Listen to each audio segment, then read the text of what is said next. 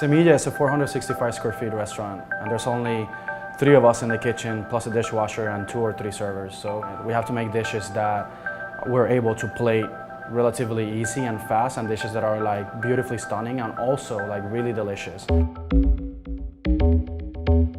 So when we opened Semilla, it started with the idea that I've seen waste happening a lot, and I just don't want to be part of it.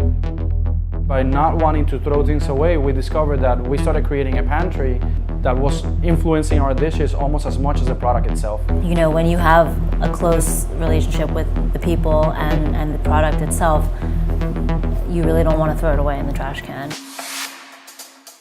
We were roasting whole onions, and then I saw all these onion skins being thrown in the garbage, and I was like, let's just dehydrate them, let's see what happens.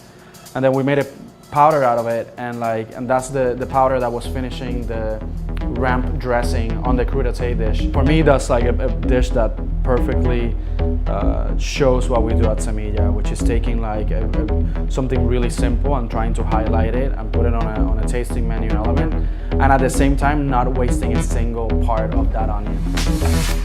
Using these items to reinforce flavor again and again, whether it's through a vinegar, an oil, a powder, whatever, a sugar or something. So, you know, before we throw anything in the trash can, we're always reconsidering like how can we potentially extract more flavor from this for something else.